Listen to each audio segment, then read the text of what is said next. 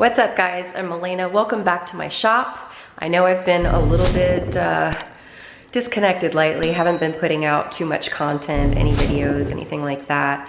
And the reason is I think we all just kind of get a little bit off kilter. We get off track and you know, things happen. So anyway, I'm back and I'm gonna show you guys how to make dessert candles. So these are the newest addition to my creations, and I've decided to go with two different versions of candles. I've got the classy candle collection, and then I also have the dessert candle collection. So both of them are just absolutely so much fun to make.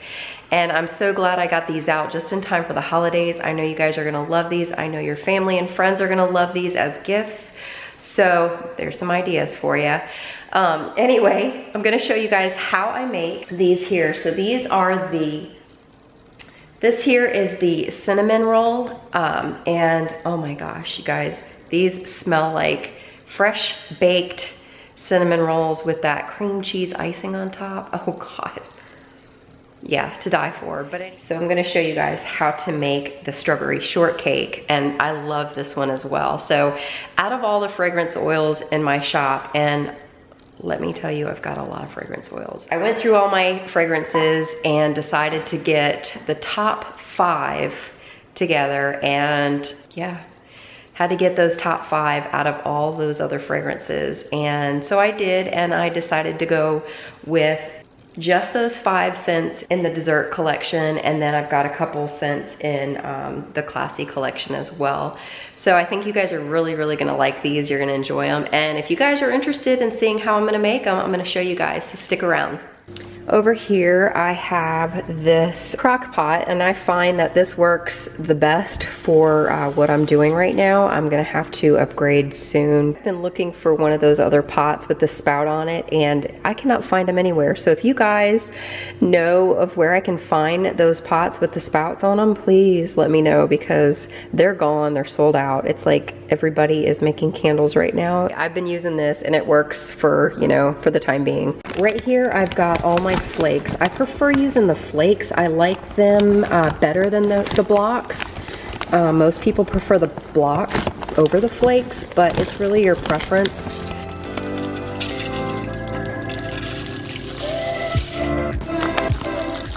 You don't have to measure this out, because when you're gonna measure this is after it's melted, and you're gonna add that into your pitcher.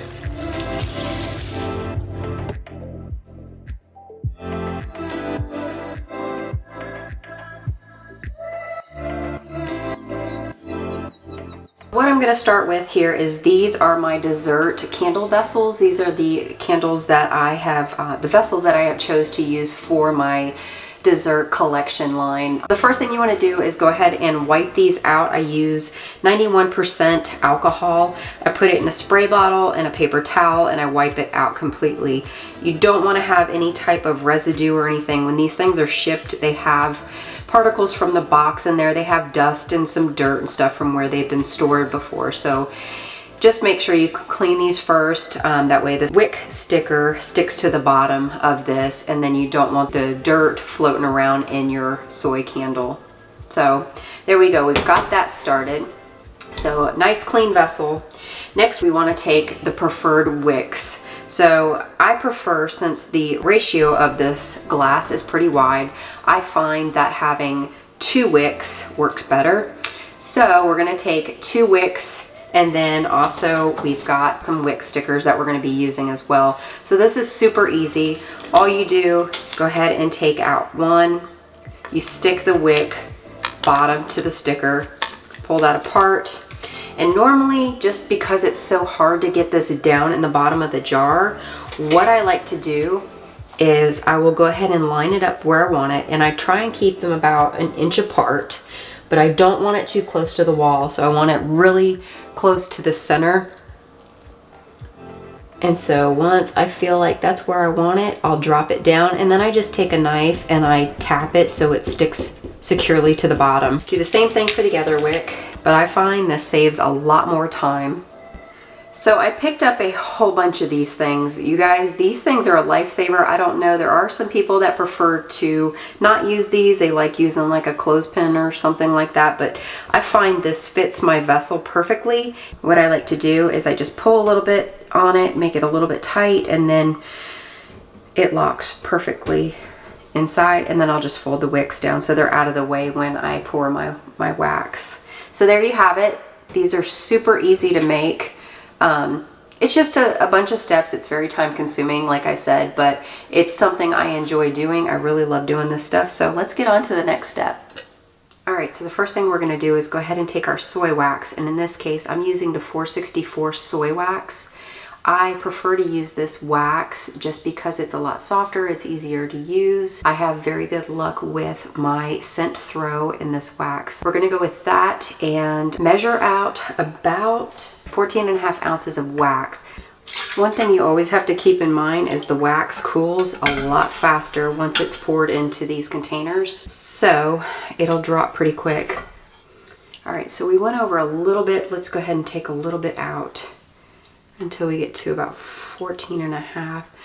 Okay, that's about right. So normally I like to add my fragrance oil at about 175 degrees, and it just depends on, you know, what you prefer, but I think that it works best at about 175. Some people pour at 170. Well, in this case, since it is a little cooler here in my shop and outside the temperature is a little bit colder, this time of the year, what I normally do is I will pour it at 130, and that is only due to the cold months. You know, this may cause the glass adhesive issues, so that's basically where the wax pulls away from the glass. It's very common in most cases. I would say it happens to probably about 90% of folks, but you know, and it's discouraging because you put in so much time and it looks great, and then it starts to pull away from the glass, and it just, you feel like it doesn't look right, but it's normal. It's just something that happens. It contracts and expands when it's heated and then when it's cooled down. So that is why it pulls away. Normally when you pour the wax into these pots, these pans, or these pitchers, I should say, they cool pretty quickly. So it's aluminum, so they cool pretty fast. We'll go ahead and check this with our thermometer. Yeah, it's still pretty hot. So at this point, what I'm gonna do is take this piece of, this is a little piece of colorant in the color brown, and what I wanna do is turn the base color of my wax. I want it to match like a cake color. So we're gonna go with this here and just shave off a little bit.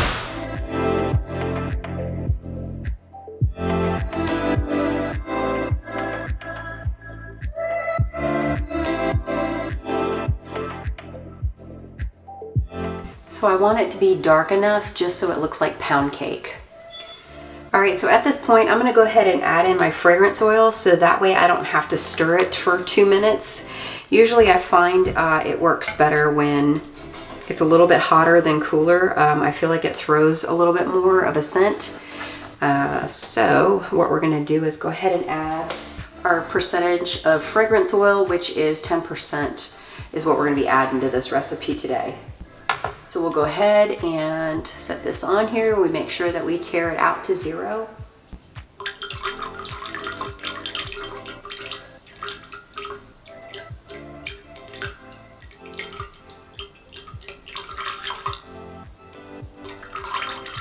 Basically what you want to do is once you pour your fragrance oil in, stir that for about 60 seconds. Since it's at such a high temperature right now, you don't have to stir it for, you know, more than 60 seconds. Some people say stir it for 2 minutes, but at this point, you know, when it's this hot, you don't have to stir it as long. All right, so now it's time to go ahead and pour this. So like I said, normally I like to pour this when the temperature is a little bit cooler outside, just because I don't want these candles to shift away from the glass. So we're gonna go ahead and start pouring this. Normally I just pour it slowly so it doesn't get everywhere.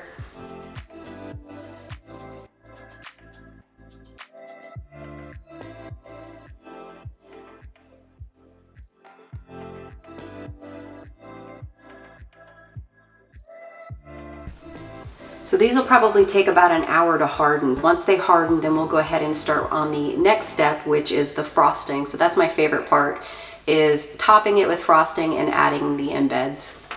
Okay, so here it is the next day. Let this sit a little bit, pretty much overnight. And we do see that this one did not separate from the glass, so that's great that it didn't do that.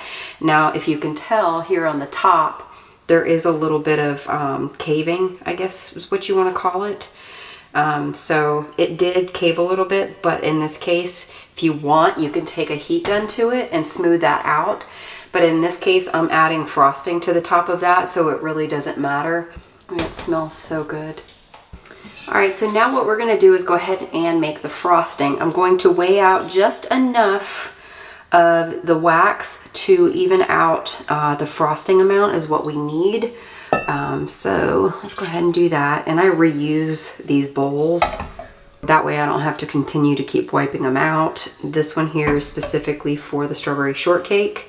So I'm just trying to get to the amount that I want. And that right there might be just enough. What I'm going to do is set this aside. I do not want to try and start mixing this while it's hot. We're going to set it aside and let it start to cool. So this is the part that kind of takes a little bit of extra time. It's just a matter of waiting to let this harden. And then I'm going to get the mixer out and I'll start whipping this up. All right, so now I'm going to go ahead and just start mixing this up. The reason why I'm going to start at such a higher temperature is because I want it to cool down faster. And so as I start mixing it, it'll start to harden. So while I'm waiting for this to harden a little bit more and cool down, I go ahead and get myself my piping bag. And these are just some cheap little piping bags that I get off of Amazon. So I'm going to get that ready and set that aside. Once this starts to harden and you've got that frosting consistency, you want to work quick because it does harden pretty fast. And with the temperature in here right now, it's going to harden pretty quick. Let's continue to keep whipping this up. I try and do it like every 5 minutes.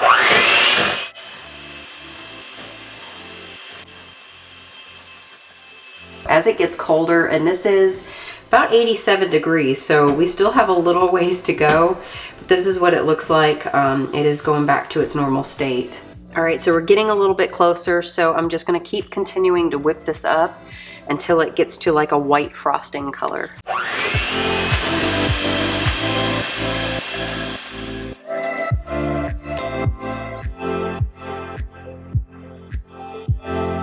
One more good whip and I think we'll be good to go. We can go ahead and add it to the piping bag.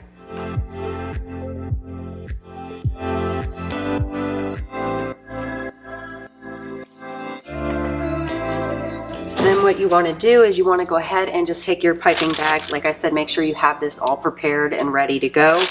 And then we're just going to take that frosting and just add that straight into the bag.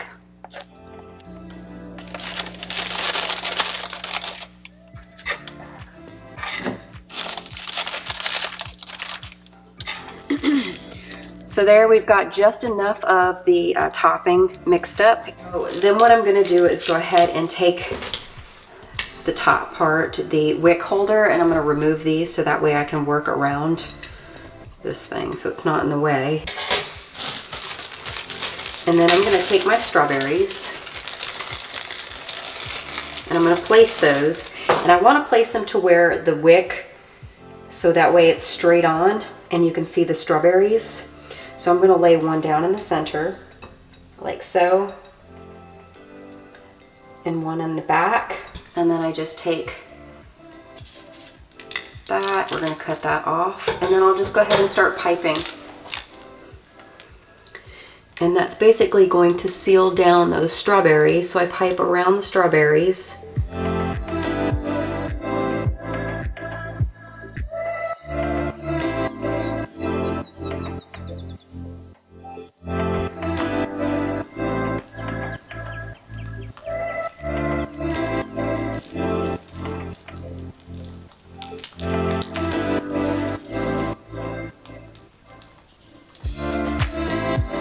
And then I'll probably place another strawberry like down here in the center.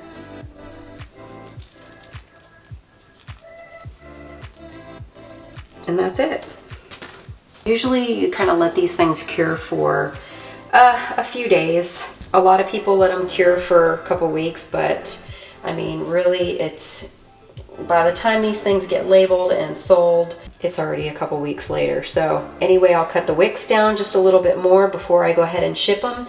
And that's it, you guys. This is pretty much it. These things are so much fun to make. So there you have it. I hope you guys liked the video. Make sure you guys subscribe if you haven't already, and make sure you guys like, give it a thumbs up, and hit that bell so you get notified on more videos, because I like doing this stuff and I want to show you guys more content kind of like this. And let me know in the comments below if there's some other things that you'd like to see me make or do.